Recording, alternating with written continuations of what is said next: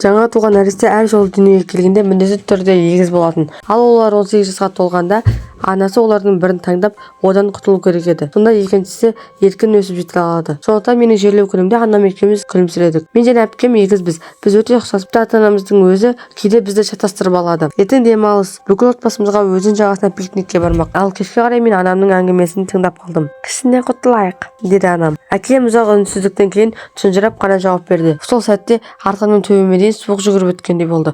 Мен шоктан қатып қалдым. Анам мені құрбан еткісі келеді?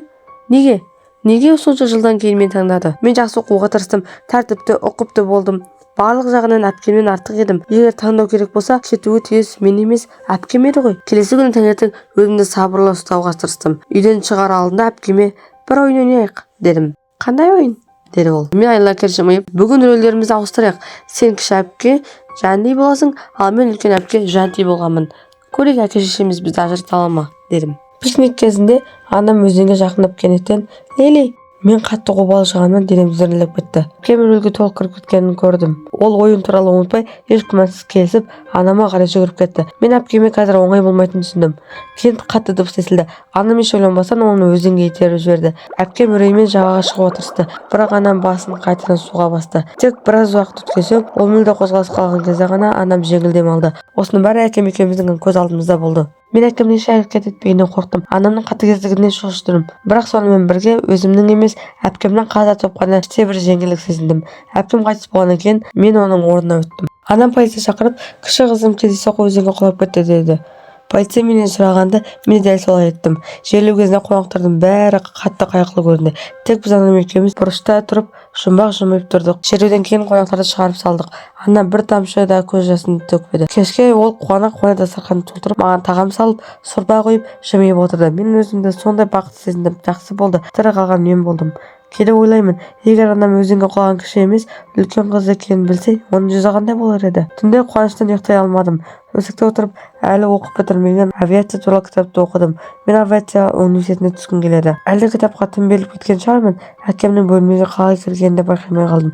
Оны көргенде шошып кеттім де, есімді жиып кітапты асығыс жасырып қойдым. Мен үнсіз ғана кітапты махаббат романына ауыстырдым. Күдік тудырмас үшін билік басында президент маған ғашық болды деген сияқты кітапты ашып отырдым. Әпкем сияқты күлімсіреуге тырыстым. Кіші әпкем айтатын, мұндай қызықсыз кітаптарды қалай оқисың? Мүлде қызық емес. Шындықты жасыруға қанша тырыссам да, әкем маған біртүрлі қарап қойды. Өйткені әпкем ешқашан оқуды жақсы көрмейтін. Ол тек мәнсіз махаббат романдарын ғана жақсы көреді. Әкемнің көзқарасынан ақ бәрін түсінгенін білдім. Мен одан мені әшкерелемеуін сұрағым келді. Бірақ ол ештеңе айтпас бұрын бұрылып бөлмеден шығып кетті. Мен оның бәрін анама айтып қоя ма деп қорықтым. Келесі күні уайымдап бөлменің есігін аштым. Анам ас бөлмеде ас дайындап жүр. Өз істерімен айналысып жүрген анам үстелге ыстық таңғы асты қойған. Әкем басын төмен түсіріп, кеше ештеңе болмағандай отыр. Анам қуана маған бұрылып, «Сентин, тезірек қолын жу, таңғы ас ішеміз», деді. Мен таңғалып, басын төмен түсіріп отырған әкеме қарадым. Ол менің құпиямды анам айтпапты. Неге ештеңе демеді? Мен абдырап қалдым. Бірақ сонымен бірге ішімнен жеңілдеп те қалдым. Бірақ құпияң әшкереленген кезде ол кез келген сәтте жарылуы мүмкін бомба сияқты болады. Таңғы астан кейін әкем мені мектепке апарды. Жол бойы ол үндемеді. Мен әшкерелеуге ниет жоқ сияқты. Мен ақыры азып тыныштала бастадым. Тек көліктен түскен кезде әкем маған «Абай бол» деді. Неден абай болуым керек? Жолдан өткенде ме? Әлде өзімді әшкерелеп қалмауым ба? Ол нені меңзеді? Мен мектепте жүрсем ойым сан-саққа кетіп, сабаққа мүлде көңіл бөле алмадым. Үйге қайтып келгенде мен анама қарадым. Анам мейірімдімен «Не болды жаным? Бірдеңе дұрыс емес пе? Тағы емтиханнан дұрыс тапсыра алмадың ба? Ештеңе етпейді», деді. Ал мен ең жоғары балл алған тестімді ешкімге көрсетпей жасырын ұстап жүрген едім. Мен кінәлі адамдай әкеме қарадым. Ол мені әшкерелемесе де, мен қатты қобалжып тұрдым. Ана бір нәрсені сезгендей болды.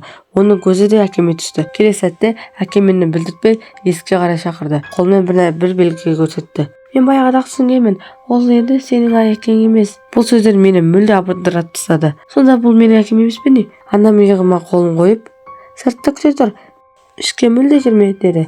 Мен не болып жатқанын түсінбей тұрғанда анам бұрылып үйге кіріп кетті. Мен сыртта қалдым. Ішінде қорқыныш барған сайын күшейе түсті. Мен үй іші ұзақ уақыт тым-тырыс болды.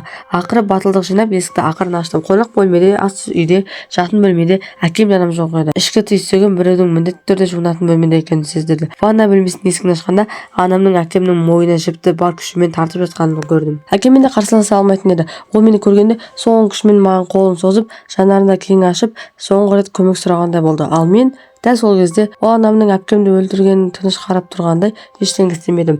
Ішімдегі алғашқы ой, егер ол өлсе, менің құпиям да онымен бірге жойылады. Енді қорқынышпен өмір сүрмеймін дедім. Көп ұзамай әкем қайтыс болды. Мен анамнан неге оны өлтірдіңіз деп сұрадым. Анам жауап берді: ол сенің әкең емес, сенің Костя деген ағаң, нағашы ағаң еді. Ол әкеңнің орнын басқан, сондықтан ғана осы уақытқа дейін тірі жүрді. Мен дірілдеген дауыспен: егер ол тірі қалса, неге оны өлтіру керек болды деп сұрадым. Анам салқынмен: ол кейін туған, оны өлтіру керек, оның өмір сүруге құқығы жоқ. Мен анамнан қатты қорқып кеттім. Бүкіл денем дірілдеп кетті. Егер ол менің құпиямды білсе, мені де осылай өлтіреді. Кенет әкемнің бөлмесінде маған қалдырған хатты тауып алдым. Онда қызыл қаламмен 3 қарапайым сөз жазылған: абай бол. Мен селк ете қалдым. Абай болу керек пе? Неден? Анамнан ба? Денем қалтыраудан билеп жатқанында кенет байқадым, есіктің саңылауында маған бір көз тесіліп қарап тұрған.